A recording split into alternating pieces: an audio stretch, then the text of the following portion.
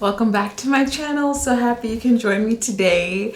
It's the beginning of Pride weekend. It's Friday.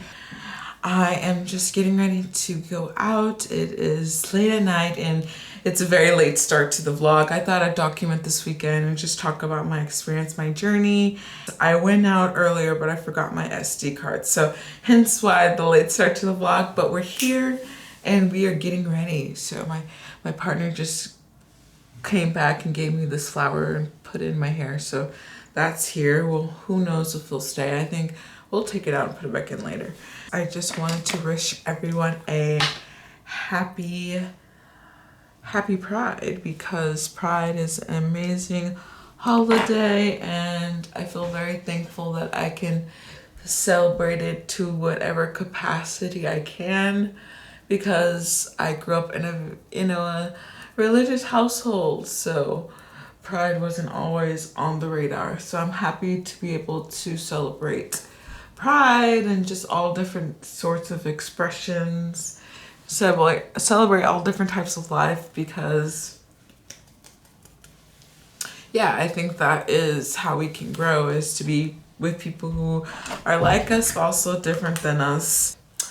Doing my eyebrows, if you're wondering how the bleaching's going, it's going pretty well. I've really been liking it. I think it's pretty flattering. It definitely makes me want to wear less makeup, so that's nice. I'm going to a show or something. Like, I'm actually not quite certain what it is. My friend is getting me in last minute because the ticket sold out, so I guess she works at the club or something. We'll get back on the game soon enough.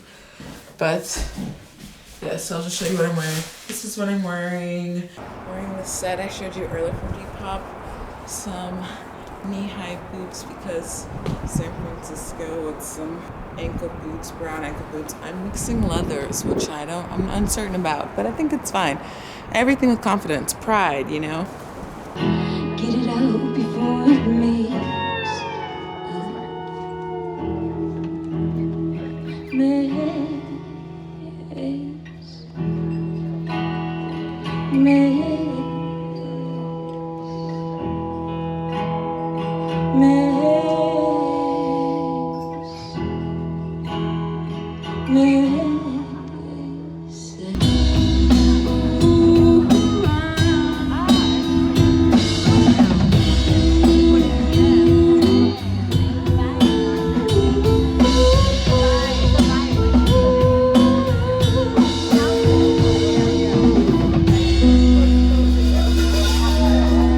Pride 2021, yay! I'm about to go out. I'm going to Dolores Park, which is a very popular park in SF, and yeah, it should be a lot of fun. I'll take you along. Today is just such a great day. I love celebrating. I did some fun eyeliner, as you can see. One side turned out completely different than the other, but I think it's really cool. I'll just show you what I'm wearing because I like it. This thrifted top from Depop, and some cardigan from some fast fashion source. Oh, sorry. Shoes from Depop, and I'm just gonna bring like a jacket, bag, and I'm gonna get going because I'm really late. But I decided to go with the monochrome outfit look. I don't know how well you can see everything, because I really like this color this year. I've really been into green, and I normally would just wear like rainbows and stuff, but I think this is a cool choice too. So yes, I'm out of the house, just grabbing my stuff, calling my ride, drinking my orange juice. Cheers, yay! Ooh.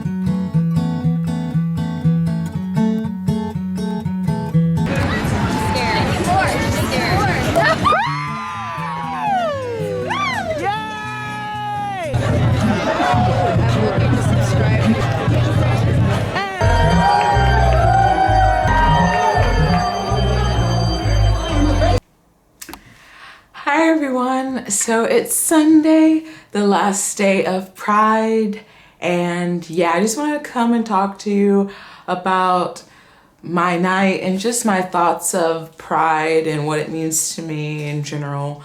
So my night was pretty fun. I just went with my friends to Dolores Park. It was so packed. Definitely Saturday was the peak of the weekend for me, for my Pride weekend. It was packed. There was so many cool people to look at. Everyone was dressed. Chef's kiss, if I do say so myself. And it was just cool to see everybody, and people weren't really wearing masks, but I feel like people who are doing that are hopefully vaccinated. So, and they're like putting themselves in risk or whatever because they're vaccinated. So I am, so I felt comfortable to do that, and I just love seeing my friends, and I love Pride weekend. It's my favorite holiday.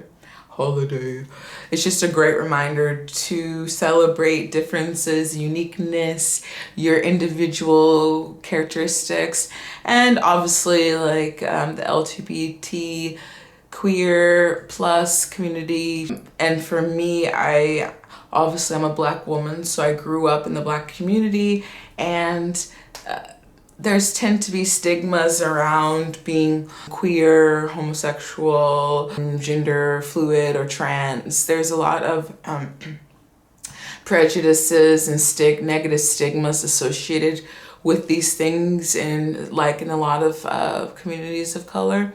So that's interesting. And as a woman, as a Black woman, where our sexuality is seen as, oop, there's a really cute bird right outside my window. Oh, they're so cute. I'm gonna try to get them in. Oh, they flew away.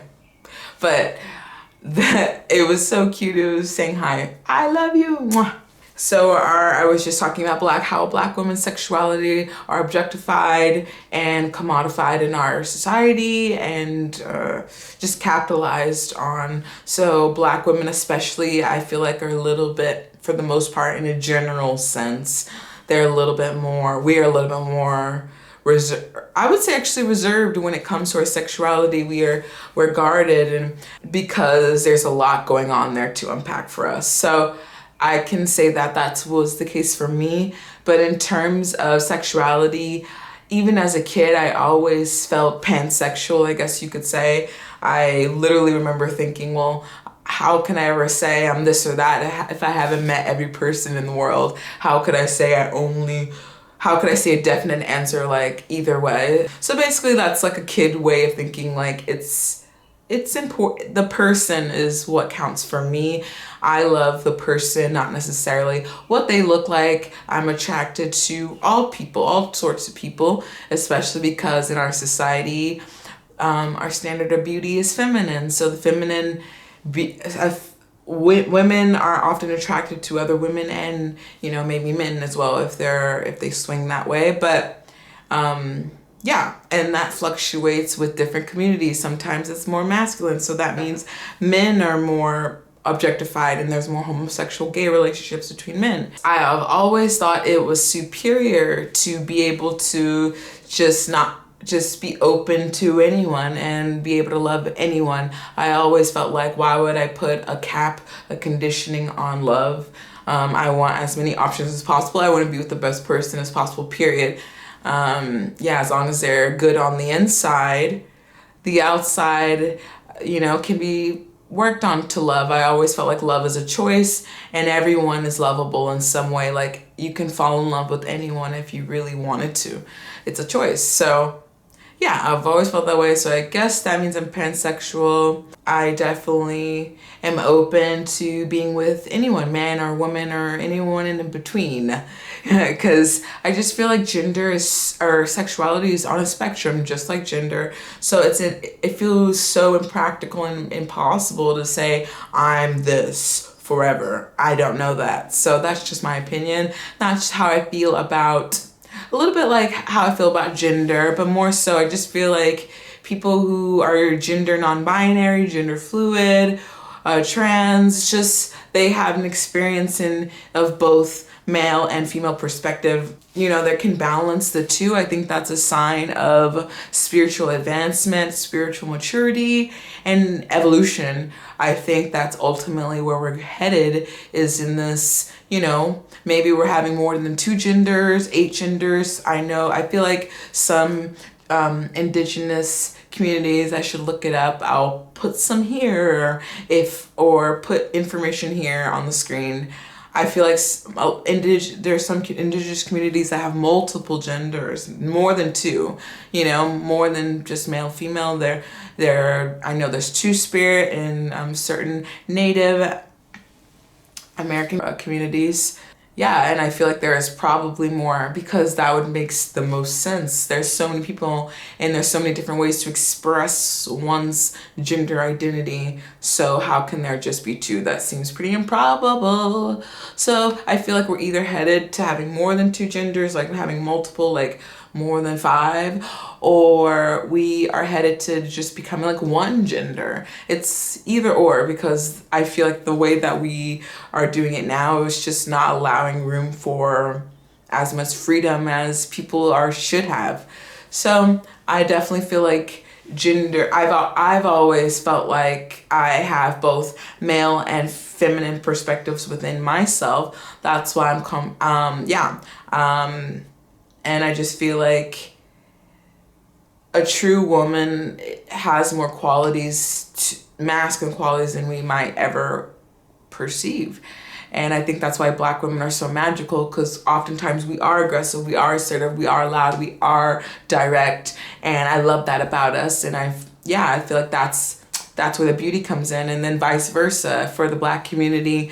I feel like obviously the men's sexuality and gender expression has been targeted to, I feel like, you know, minimize what's acceptable and what's allowed, so that people are feeling more pigeonholed and more, you know, enslaved to, you know, being in situations that probably aren't for their highest good, or maybe they're not highest expression. So yeah, I feel like there's a lot of like propaganda around gender and sexuality, and I talked to my mom about it, and she's really like old school Black woman from New York, doesn't really see these things or even thinks that it's real. So, but I'm here, and I feel like I'm a part of, I'm happy she allows me to even have conversation with her. So I'm happy to even start that, because I feel like that in itself is how change occurs ever so slightly. Every generation becomes a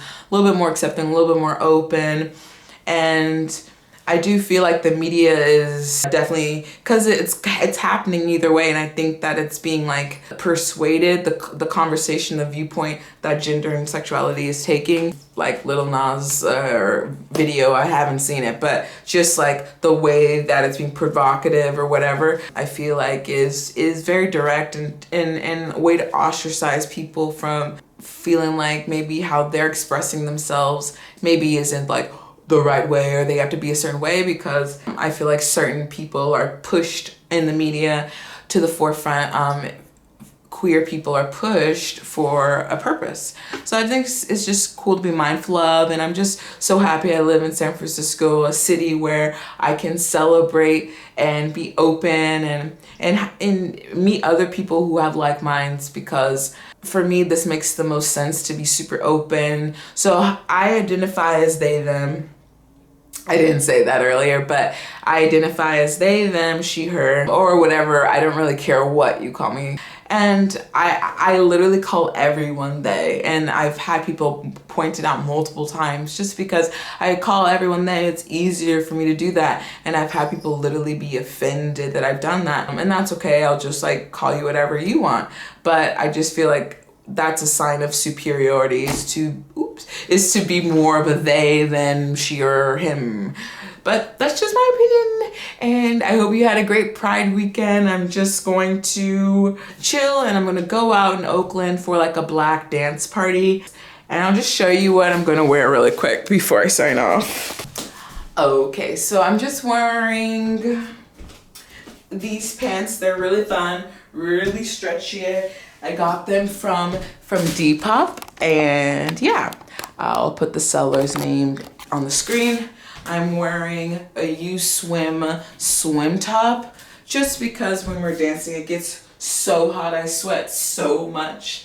And I really like the idea of wearing swim tops as regular tops in the summer. I think that's really smart. It's utilitarian because it's multi-purposeful, blah, blah, blah. I don't really swim here, so I haven't even worn the swimsuit yet. So I'm just like, I'm gonna wear it as a top. Why not? It's cute. I don't think it looks like anything too bad. And if, you know, when we're walking around, I'm gonna throw on this little chiffon. It reminds me of maybe like the 60s house coat kind of thing. And I think it's cute.